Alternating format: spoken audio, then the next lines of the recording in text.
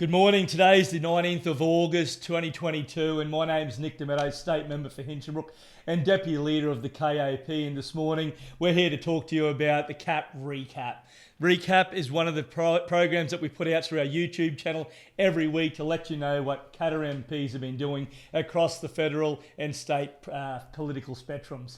This morning, I want to update you on what Bob's been up to this week, and he's been writing to the Federal Treasurer and he wants to make sure that the federal government's Job Skills Summit that's coming up in September is well represented by regional Queensland and part of his electorate, the Kennedy electorate in Queensland.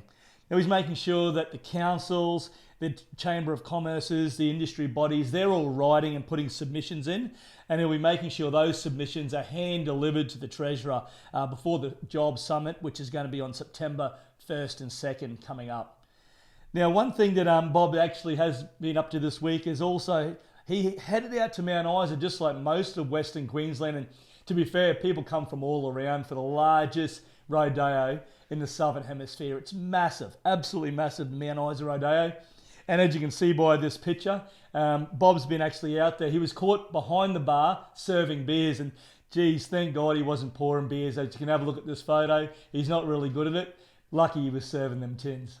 This week we had Parliament in Brisbane, and of course Robbie Katter, leader of the KAP, our fearless leader, brought the frustrations of regional Queensland into Parliament, and he let them know exactly how they're feeling right now. And the first bill that we got in there and sunk our teeth into debate was the Greens bill to raise the age of criminal consent from 10 years of age to 14, which would have been absolutely disastrous for any of our communities that are actually being affected by crime right now.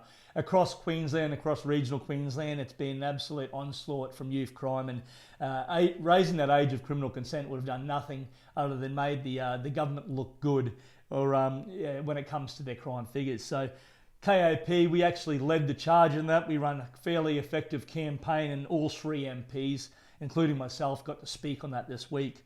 Ultimately, the bill was actually voted down, which is great, and we're still on guard though, because there was only people from the Labor Party that actually got up and spoke on this bill was the Attorney General, which is a bit of a concern because during her speech she still talked about the chance of actually raising the age of criminal consent to 12.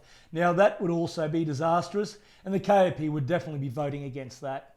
Robbie Katter also had an opportunity to stand up in Parliament this week and ask a question without notice of the Premier.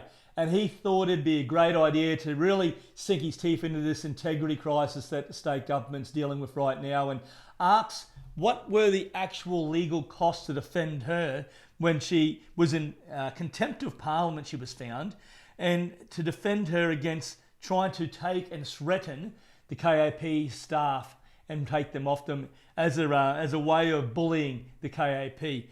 Unfortunately, she didn't answer that question.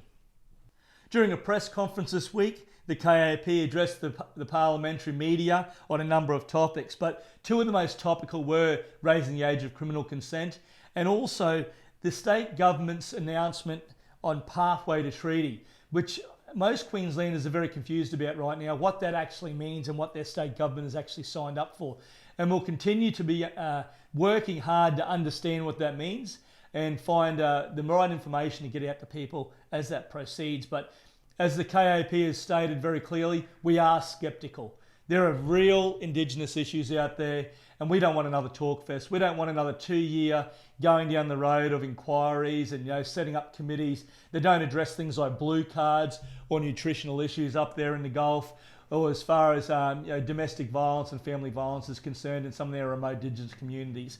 Sitting in 1 William Street and meeting with a handful of Indigenous representatives isn't going to solve that problem. The state government's going to have to get their hands dirty, and the KAP have a couple of ways to fix those problems.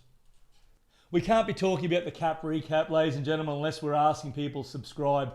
Hit the subscribe button there on your YouTube channel to make sure you get all the updates on what KAP and our members of Parliament have been up to. Shane Knuth had a cracking week in Parliament this week. As you can imagine, he was front and centre with the rest of the KAP members speaking on a number of bills, and he got up and he asked a question this week about Spanish mackerel. He asked the Agricultural Minister if he's been responsible and his department's been responsible of managing the fishery, and Spanish mackerel commercial fishers have never actually hit their quotas, And now we're seeing all-time low, record lows of biomass in the Spanish mackerel fishery, which will eventually see quotas being slashed. Will the member and will the minister actually take responsibility for this this absolute blunder from the department? And when we say take responsibility, we're talking about making sure that Spanish mackerel commercial fishermen are actually compensated for slashed quotas. While Shane was in Parliament this week, he got to speak on the youth crime as well in his electorate, and he had that opportunity when we were speaking on the raising the age of criminal consent legislation. The main aim of the bill is to raise the age of criminal responsibility from 10 to 14 years old, where a person under the age of 14 is not criminally responsible for any act or omission. Further to this, non-procedures of punishment would take place if a person under the age of 14 was to commit a crime or act, and police would not be able to hold or arrest anyone under the age of 14. Mr Speaker, it is misguided that we're even debating this, as it is a clear slap in the face to all Queenslanders, particularly those who are victims of youth crime. He also got up and talked about a number of topics, including there's people out there that are still getting bills from when they were doing hotel quarantine. Unfortunately, when these people were out there trying to get back to Queensland and asked for an exemption on whether or not they had to pay for their hotel quarantine, they actually had correspondence saying they'd be exempt. We've got 70-year-old, 80-year-old pensioners that are now fighting a $2,000, $3,000 battle with the state government, which we don't think is fair, and we believe they deserve representation on. Shane also had an opportunity last weekend, but also this week, to get out there when he was back in the electorate to go see the Ballyenker State School 100-year celebration and give a short speech. He also attended the Innisfail Banana Race Day. I reckon that's an absolute ripper of a day. Great opportunity for country racing to come together and display exactly what they're doing for regional Queensland. But also it's a social event that brings the whole town together. Shane has also had an opportunity to catch up with everyone at the Ken Hamel Cup, which saw Tully State School competing against St Clair's. Now, this is a great little inter-school sports carnival. It gets the kids out there and gives them an opportunity to try out their competitive streaks. But it's also coincided with an Indigenous round of rugby league in the area. And of course, I was in Parliament this week as well, leading the charge with the other gentlemen when it comes to standing up for regional Queensland and our electorates. And while we're in Parliament this week, you know, we get to do a lot of stuff in the House. We got a chance to speak on a lot of legislation, but another important part of Parliament is actually getting in there and meeting with ministers and departmental heads to try and solve some of the problems we've got back in our own electorates. And one opportunity I had this week was to sit down with the Director General of Small Business and Training and ensure that we're having a meeting planned coming up to make sure that we can find better ways to utilise the Ingham campus. The TAFE campus in Ingham is underutilised, and we want to make sure that we're sitting down and finding out what are the best training courses to be running to satisfy our jobs and skill shortage locally.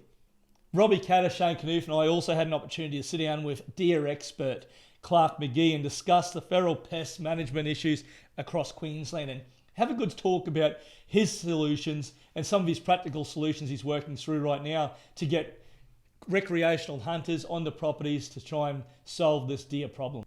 Also, we've got a number of problems across the Hinchinbrook electorate when it comes to public transport. And I've got a chance to sit down with Minister Enoch to discuss what are the opportunities moving forward for that and what are the ways we can better the existing service. So I'll look forward to getting some feedback from the Minister's office on that one, because public transport backwards and forwards from our appointments from Ingham to Townsville is a major thing that affects our Ingham and Hinchinbrook community. During Parliament this week, I also had an opportunity to meet with the department on the Paluma to Wallerman Falls project and get an update on where that's sitting. Now, we understand the business case has been complete. Firstly, the traditional owners have to give that the tick of approval, and then we'll go through the process of displaying that for the community. But in the meantime, it's exciting to hear that the project secured another $2 million to advance the project. This will be a project that eventually has the opportunity to attract bushwalkers and hikers from all around the world, and I'm pretty excited about that. I just can't wait to show off what we've got in our own backyard. This week in Parliament, I got to stand on the floor to represent all of Queensland and the Hinchinbrook electorate on the allowable trading hours legislation, which was before the House. These trading hours extension would see Sunday trading afforded to some of the major supermarket chains, and the moratorium on Sunday trading in some of the elected areas has been extended for 12 months. The KAP moved legislation in the House this week to try and extend it to another 5 years, which would afford the protections to people that run small grocery stores and small businesses, but also the IGAs and those that are represented by the Master Grocers Association of Australia. Unfortunately, they were voted down by the Labor Party, and it's unfortunate to see them favour big business over small business once again. I made a pretty passionate speech in regards to the youth crime in the North when we were speaking on the raising the age of criminal consent bill. You can have a look at that video now. Don't tell me these kids don't know right from wrong. They know right from wrong because they run from the police. They make sure they're quiet when they enter your home wearing those shoes at night. And there's been suggestions that there is over-representation of Indigenous in our detention centres made by the admissions by the member for Maywa and the member for South Brisbane. Well, then we have some fundamental problems to fix in our Indigenous communities, whether it's supporting the families, whether it's making sure that these children are looked after, because their family units right now aren't. We need to make sure that youth justice, we need to make sure that child services are intervening. And I'm sorry if I have to say this once again in this House, but we have legislators in this House that are too scared of being labelled Stolen Generation 2.0 by leaving these children in the care of families that do not raise them and do not care about them.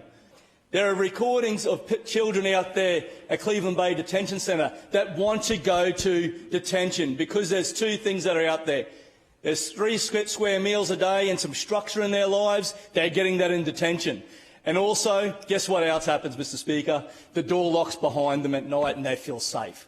Shame that we're allowing our children to grow up in some of these households still, and detention should be made as a should not be the safe refuge for these kids, but unfortunately it is.